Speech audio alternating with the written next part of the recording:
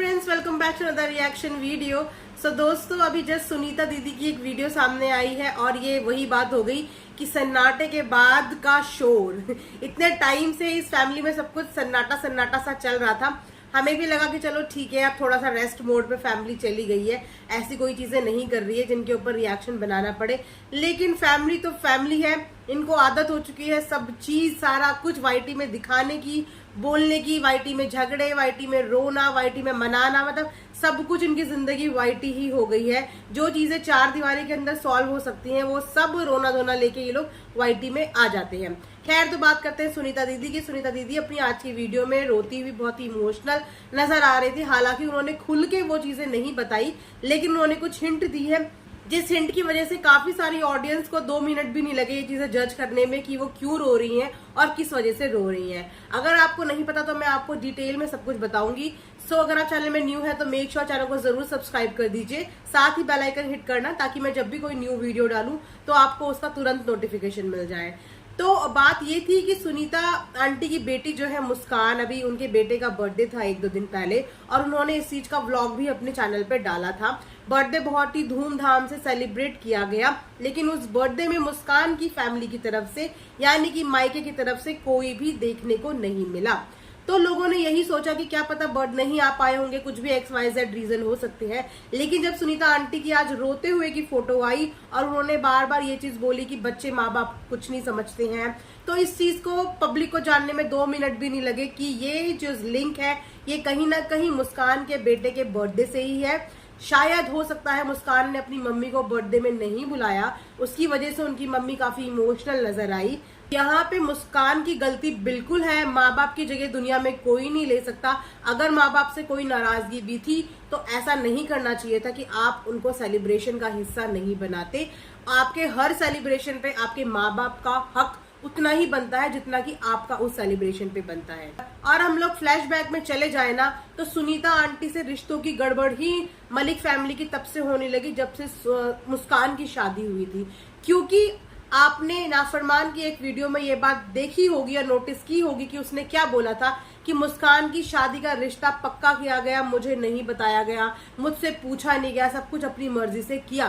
तो जहां पे एक माँ ने अपनी बेटी की पसंद का रिश्ता करवाने के लिए किसी की हाँ की इंतजार भी नहीं करी, किसी से मिलवाना भी जरूरी नहीं समझा, उनकी बेटी ने जिस रिश्ते को पसंद किया उनकी माँ ने आगे बढ़ के अपनी बेटी का साथ दिया और अपनी बेटी की उसके पसंद के लड़के से शादी करवा दी।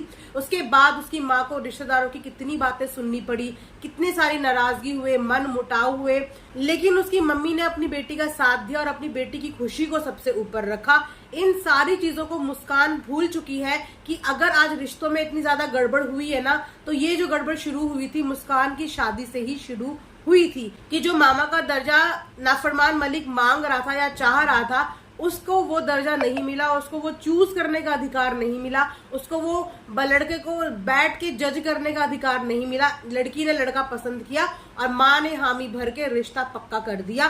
पक्का करने के बाद शादी में सीधा मामा को बुलाया गया। तो कहीं ना कहीं रिश्तों की ना अनबन वहीं से शुरू हो गई थी। तो अपनी बेटी के लिए एक माँ ने स्टैंड लिया और आज उसी बेटी ने अपने घर के फंक्शन में अपनी माँ को नहीं बुलाया। आज वही बेटी अपनी माँ के आंसुओं का कारण बन गई। तो ये तो रिश्ते चलते आ रहे हैं, मतलब इतिहास गवाह है कि अगर आप YouTube की फैमिली में अपने रिश्तेदारों को भर लो ना तो ये कलेश आपको हर हफ्ते देखने को मिलेंगे। ये कोई एक पहली फैमिली नहीं है जहां पे ये कलेश देखने को मिलता है, ऐसी बहुत सी फैमिली है। कुछ हाईलाइट हो जाती हैं, कुछ के अलग ऑडियंस होती है, लेकिन ऐसी बहुत सी फैमिली है। मुझे यही चीज समझ में नहीं आती कि कैसे आप लोग अपनी पर्सनल लाइफ, अपने पर्सनल इश्यूज, माँ बेटी के, बहन बहन के, बहन भाई के, माँ बाप के इश्यूज कैसे इस वाईटी के प्लेटफॉर्म पे लेके आ जाते हो। आपको डेली व्लॉगिंग की अथॉरिटी मिली है, लेकिन आपको ये अथॉरिटी ये किसने दे दी कि अगर आप अपने घर में पॉटी भी करने जा रहे हो तो कैमरे में बता के जाओ कि मैं पॉटी करने जा रहा हूँ। कभी बता के जाते हो क्या? कभी अपने टॉयलेट के अंदर बैठ के पॉटी करते हुए शूट करते हो? नहीं करते ना, क्योंकि वो आपका एक प्राइवेट मूवमेंट होता है। तो वही चीजें जब आपके रिश्ते बिगड़ते हैं, उठते हैं, बिगड़ते हैं, तो वो सब चीजें कैमरे के आगे लाके ना आप उन रिश्तों को और ज्यादा कॉम्प्लिकेटेड कर देते हो। क्योंकि जब चार दीवार के अंदर कोई लड़ाई झगड़े सॉल्व होते हैं ना, तो वो ज्यादा जल्दी से सॉल्व हो जाते हैं। लेकिन जब वही झगड़े चार दीवारी से बाहर आके महफिल का या पंचायत का हिस्सा बन जाते हैं ना, तो उन रिश्तों को सुधरने में तो बहुत मुश्किल होती है, लेकिन कॉम्प्लिकेशंस उससे डबल पैदा हो जाती है। मैच्योरिटी की सारी हदें जो है ना पार कर दी हैं। सुनीता दीदी, आप तो माँ भी हो, ठीक है, आपने जिंदगी के बहुत सारे एक्सपीरियंस देखे हैं, जिंदगी के उतार चढ़ाव देखे हैं, तो मैं तो यही बोलूंगी कि ये माँ बेटी की लड़ाई है, आपके घर के अंदर बैठ के सॉल्व हो सकती थी। अब आपने चार बातें बोली, जो ऑडियंस आपको पसंद करती है वो आप ही की बेटी को जाके उसके चैनल पे बद्दुआ दे रही है, आपकी बेटी को, आपके नाती को। तो अब आपको ये चीजें अच्छी लग रही होंगी, आपको ये चीजें भी नहीं अच्छी लग रही होंगी। तो ये सब चीजें मत करो जिसकी वजह से लोग आपको भी गालियां दे और आपकी बेटी को भी गालियां दे, क्योंकि कल को आप लोगों ने एक हो जाना है, कितने दिन तक नाराजगी रहेगी। लेकिन जो गालियां लोग दे रहे हैं वो बद्दुआएं क्यों लेनी है किसी की? अगर कोई इश्यूज है भी तो उसको ऑफ कैमरा बैठ के सॉल्व करो ना। कुछ इश्यूज अपने ऑफ कैमरा भी सॉल्व कर लिया करो। हर बात कैमरे के आगे बोलने की जरूरत नहीं होती। कुछ चीजें अपने घर के चार दीवारी में भी रखो। वैसे ही आप लोगों के घर के सारे किस्से कहानियां ऑलरेडी सोशल प्लेटफॉर्म पे हैं, तो जो बचे खुचे रिश्ते हैं जिनके ऊपर अभी तक कोई कंट्रोवर्सी नहीं हुई है, लेकिन उन रिश्तों को भी बीच में खींच के लाना, वो भी ससुराल वाली एक बेटी है, ठीक है, आपके अरमानों को ठेस पहुंची, आपका दुख बिल्कुल समझते हैं, लेकिन आपकी बेटी का वो भी ससुराल है। चार गालियां अगर उसके चैनल पे लोग जाके देंगे, उसको इतना कुछ सुनाएंगे, कहेंगे, सुनाएंगे, तो वो भी आके कुछ बोलेगी, तो ये चीज कभी खत्म नहीं होगी। लेकिन अगर यही चीज आप ऑफ कैमरा सॉल्व कराने की कोशिश करती या करने की कोशिश करती, अपनी नाराजगी दिखाती, तो आपकी ज्यादा जल्दी से सॉल्व होती। तो मुझे नहीं लगता कि जो लोग भी सोशल मीडिया को जरिया समझते हैं अपने इश्यूज सॉल्व कराने का, तो सोशल मीडिया में इश्यूज हमेशा हमने बढ़ते हुए देखे हैं। हमने यहाँ पे कोई भी इश्यूज सॉल्व होते हुए नहीं देखे।